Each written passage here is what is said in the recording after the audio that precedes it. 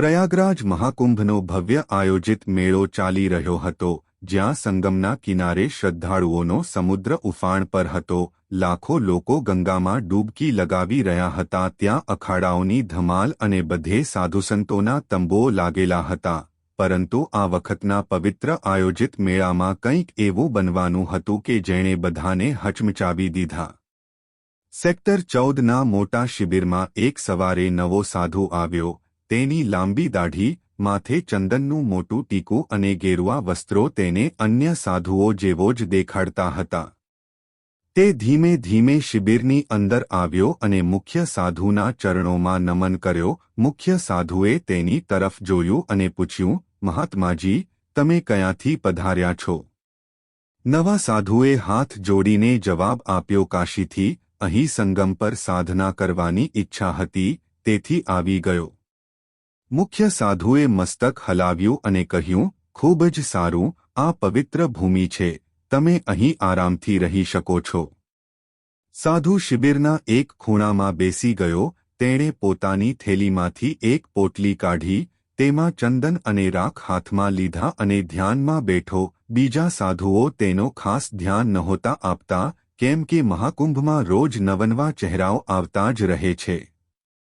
દિવસ દરમિયાન તે સાધુ અન્ય સંતો સાથે સામાન્ય રીતે સમય પસાર કરતો. તે સવારે વહેલી ગંગા સ્નાન કરતો, દિવસ દરમિયાન પ્રવચન સાંભળતો અને રાત પડતાની સાથે જ ધ્યાનમાં લીન થઈ જતો. પરંતુ રાત્રિના સમયે તેનો વર્તન બદલાઈ જતો. કિશોર, જે તે શિબિરમાં સેવા કામ કરતો હતો, તેણે પ્રથમવાર ધ્યાન આપ્યું કે આ નવો સાધુ દર રાતે ચૂપચાપ શિબિરની બહાર જઈ રહ્યો છે. એક રાત્રે કિશોરે જોયું કે તે શિબિરની પાછળ ગયો અને જમીનમાં કંઈક દબાવી રહ્યો છે. કિશોરે સવારે પોતાના મિત્ર મનીષ સાથે વાત કરી. કિશોર બોલ્યો, યાર, મને લાગે છે કે આ નવો સાધુ કંઈક ગડબડ છે. મનીષે પૂછ્યું, કેમ, એવું શું કર્યું તેણે? કિશોરે કહ્યું, કાલે રાતે મેં જોયું કે તે કંઈક જમીનમાં દબાવી રહ્યો હતો. ખબર નથી, પણ કંઈક તો અજીબ છે. મનીષ હસીને બોલ્યો, અરે, તને તો બધાની ઉપર શંકા જ આવે છે. હોઈ શકે તે કોઈ પૂજા સામગ્રી હોય. પરંતુ કિશોરને શાંતિ નહોતી. તેણે નક્કી કર્યું કે તે આ સાધુ પર નજર રાખશે. તે જ દિવસે પ્રયાગરાજ પોલીસને એક અનામ કોલ આવ્યો. કોલરે જાણકારી આપી કે મહાકુંભમાં એક આતંકવાદી સાધુના વેશમાં છુપાયેલો છે અને તે કોઈ મોટી ષડયંત્રની યોજના બનાવી રહ્યો છે. આ સાંભળીને પોલીસ તરત જ સજાગ થઈ ગઈ. ઇન્સ્પેક્ટર રાજીવ શર્મા, જે મહાકુંભની સુરક્ષા માટે મુખ્ય હતા, તેમણે પોતાની ટીમને એલર્ટ કરી દીધું. ઇન્સ્પેક્ટર રાજીવ બોલ્યા, અમે દરેક શિબિરની તપાસ કરવી પડશે. કોઈપણ શંકાસ્પદ પ્રવૃત્તિને અવગણવામાં નહીં આવે. ખાસ કરીને નવા ચહેરાઓ પર ધ્યાન આપો. પોલીસે તમામ શિબિરોની ગુપ્ત નજરથી તપાસ શરૂ કરી. સેક્ટર 14ના શિબિરમાં તે નવો સાધુ દિવસભર સામાન્ય દેખાવાનું નાટક કરતો હતો, પરંતુ રાત્રે તેની શંકાસ્પદ હલચલ ચાલુ હતી. એક રાત્રે કિશોરે જોયું કે તે પોતાના થેલામાંથી કાગળ અને એક નાનું ઉપકરણ કાઢી રહ્યો છે. તે થેલો લઈને શિબિરની બહાર નીકળી ગયો. કિશોરે હિંમત કરીને તેનો પીછો કર્યો. સાધુ સીધો ગંગાના ઘાટ પાસે ગયો, જ્યાં તેણે એક અજાણ્યા વ્યક્તિ સાથે મુલાકાત કરી. સાધુએ તે અજાણ્યા વ્યક્તિને કહ્યું, બધું યોજના મુજબ ચાલી રહ્યું છે, કોઈ શંકા નથી થઈ. અજાણ્યા વ્યક્તિએ જવાબ આપ્યો, ખૂબ સારું, બસ યોગ્ય સમયની રાહ જોજો. કિશોરે બંનેની વાતચીત દૂરથી સાંભળી અને તેને તેના ફોનમાં રેકોર્ડ કરવાની કોશિશ કરી, પરંતુ ડરના કારણે તે યોગ્ય રીતે રેકોર્ડ નથી કરી શક્યો. આગળના દિવસે કિશોરે આ વાત મુખ્ય સાધુને જણાવી. કિશોરે કહ્યું, મહારાજ, આ સાધુ કંઈક ગડબડ છે. મેં તેને ગઈ કાલે રાત્રે કોઈ અજાણ્યા વ્યક્તિ સાથે વાત કરતા જોયો હતો. મુખ્ય સાધુએ ગંભીર રીતે કહ્યું, આ ખૂબ ગંભીર વાત છે, આપણે પોલીસને જાણ કરવી જોઈએ. કિશોરે શંકિત થઈને પૂછ્યું, જો તે દોષિત નીકળે તો શું? મુખ્ય સાધુએ જવાબ આપ્યો, આ જોખમ લેવા યોગ્ય છે. પરંતુ પહેલા તેની હલચલ પર વધુ નજર રાખવી પડશે. આજે રાત્રે ફરી નજર રાખીએ.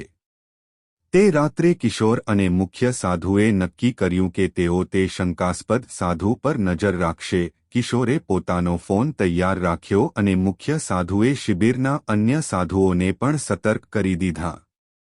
રાત્રિનો સમય હતો. બધા જ સૂવાની તૈયારીમાં હતા. શંકાસ્પદ સાધુ ફરીથી પોતાની થેલી લઈને શિબિરની બહાર નીકળ્યો.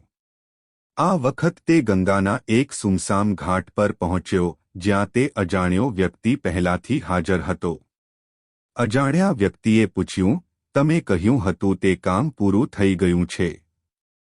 સાધુએ જવાબ આપ્યો, હા, ઉપકરણ યોગ્ય જગ્યાએ ફિટ કરી દેવામાં આવ્યું છે.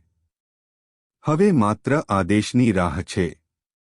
આ સાંભળી મુખ્ય સાધુ અને કિશોર ચકિત થઈ ગયા. કિશોરે આ વાતચીતને પોતાના ફોનમાં રેકોર્ડ કરી. મુખ્ય સાધુએ ધીમેથી કિશોરને કહ્યું, તાત્કાલિક પોલીસને બોલા. કિશોરે પોલીસને ફોન કરીને તમામ માહિતી આપી. ઇન્સ્પેક્ટર રાજીવ શર્મા અને તેમની ટીમ તરત જ હરકતમાં આવી. તેમણે ઘાટ તરફ જતા તમામ રસ્તાઓને ઘેરી લીધા. કેટલાક પોલીસકર્મીઓ વેશ બદલીને ત્યાં પહોંચ્યા, જેથી સાધુને શંકા ન થાય. સાધુ અને તેનો સાથી હજુ પણ વાતચીતમાં વ્યસ્ત હતા. સાધુએ કહ્યું, આ આખરી તબક્કો છે. જ્યારે ભીડ સૌથી વધુ હશે, ત્યારે કામ કરવું છે. અજાણ્યા વ્યક્તિએ જવાબ આપ્યો, આ હુમલો સૌ માટે એક મોટું સંદેશ હશે. કોઈ કલ્પના પણ નહીં કરે કે મહાકુંભ જેવી જગ્યા પર નિશાન સાધવામાં આવી શકે. પોલીસે યોગ્ય સમયની રાહ જોઈ. જેમ જ સાધુએ પોતાના થેલામાંથી એક ઉપકરણ કાઢ્યું, પોલીસે તેમને ઘેરી લીધા. ઇન્સ્પેક્ટર રાજીવ બૂમ પાડીને કહ્યું, હાથ ઉપર કરો. પોલીસથી બચવાનો પ્રયત્ન ન કરશો. સાધુ અને તેનો સાથી ગભરાઈ ગયા. સાધુએ ભાગવાનો પ્રયત્ન કર્યો, પરંતુ પોલીસે તેને પકડી લીધો. જ્યારે શંકાસ્પદ સાધુના થેલાની તપાસ કરવામાં આવી, ત્યારે તેમાં વિસ્ફોટક ઉપકરણો અને કેટલાક નકશા મળી આવ્યા. પોલીસે તાત્કાલિક સાધુ અને તેના સાથીને ધરપકડ કરી. ચોક્કસ પૂછપરછમાં ખ્યાલ આવ્યો કે તે એક આંતરરાષ્ટ્રીય આતંકવાદી સંગઠનનો સભ્ય હતો. તેનો સાચો નામ અયુબ ખાન હતો અને તે ભારતમાં ઘણા વર્ષોથી છુપાઈને જીવી રહ્યો હતો. ઇન્સ્પેક્ટર રાજીવે પૂછ્યું, તમારો ઉદ્દેશ શું હતો? મહાકુંભ જેવા પવિત્ર આયોજને નિશાન બનાવવાનું શા માટે? અયુબે જવાબ આપ્યો, ભીડનો ડર સૌથી મોટું હથિયાર છે. અમારો ઉદ્દેશ અહીં એવો હુમલો કરવાનું હતું, જે દુનિયાને હચમચાવી દે. પરંતુ તમારે અમારા યોજના પર પાણી ફરી વાળ્યું. પોલીસને સાધુના થેલા અને શિબિરની આસપાસના ઉપકરણોમાંથી મોટા હુમલાની યોજના સામેના પુરાવા મળ્યા. આગળના દિવસે પ્રયાગરાજ પોલીસ દ્વારા મીડિયા સામે જાહેર કરવામાં આવ્યું કે મહાકુંભમાં એક મોટો આતંકી હુમલો અટકાવવામાં આવ્યો છે. ઇન્સ્પેક્ટર રાજીવે કહ્યું, અમે કિશોર અને મુખ્ય સાધુના આભારી છીએ, જેમણે યોગ્ય સમયે માહિતી આપી. આ બધું તેમના સતર્કતા અને સના પરિણામે શક્ય બન્યું છે. કિશોર અને મુખ્ય સાધુને મહાકુંભ આયોજક સમિતિ દ્વારા સન્માનિત કરવામાં આવ્યા. મુખ્ય સાધુએ કહ્યું, અમે તો ફક્ત અમારી જવાબદારી નિભાવી છે. મહાકુંભ પવિત્ર આયોજન છે, તેને કોઈ અપવિત્ર નથી કરી શકતું. કિશોરે કહ્યું, જો મેં તે સાધુ પર નજર ન રાખી હોત, તો કદાચ કંઈક મોટું દુર્ઘટના થઈ શકત. આ ઘટના પછી દરેકને સાબિત થયું કે આસ્થા સાથે જોડાયેલા મોટા આયોજનોમાં સુરક્ષા અને જાગૃતિ કેટલી મહત્વપૂર્ણ છે. આ ઘટનાના પગલે મહાકુંભના આયોજકો અને સુરક્ષા એજન્સીઓએ સુરક્ષા વ્યવસ્થાને વધુ મજબૂત કરી. તમામ શિબિરોમાં નિયમિત તપાસ અને દેખરેખ વધારી દેવામાં આવી, જેથી ભવિષ્યમાં આવી કોઈ ઘટના પુનરાવૃત્તિ ન થાય. શ્રદ્ધાળુઓને પણ સૂચના આપવામાં આવી કે કોઈ શંકાસ્પદ હલચલ દેખાય તો તાત્કાલિક પોલીસને જાણ કરવી. મહાકુંભ જેવા વિશાળ આયોજનોમાં સુરક્ષાની પડકારો હંમેશા રહે છે, પરંતુ પ્રશાસન અને જનતા સાથેના સહકાર દ્વારા આ પડકારોને સફળતાપૂર્વક હલ કરી શકાય છે. આ ઘટનાએ સાબિત કર્યું કે સતર્કતા અને સામૂહિક પ્રયત્નોથી મોટાથી મોટા ખતરાને ટાળી શકાય છે. પ્રિય દર્શકો, જો તમને અમારી કથા પસંદ આવી હોય અને તમે આવી વધુ વાર્તાઓ સાંભળવા માંગતા હોવ, તો કૃપા કરીને અમારી ચેનલ લોકવાર્તાને સબસ્ક્રાઇબ કરો. તમારા સબસ્ક્રિપ્શનથી અમને પ્રેરણા મળે છે અને અમે તમારા માટે વધુ રસપ્રદ વાર્તાઓ લાવી શકીએ છીએ. સાથે સાથે નવો વિડિયો અપડેટ મેળવવા માટે બેલ આઇકન દબાવવાનું ન ભૂલતા.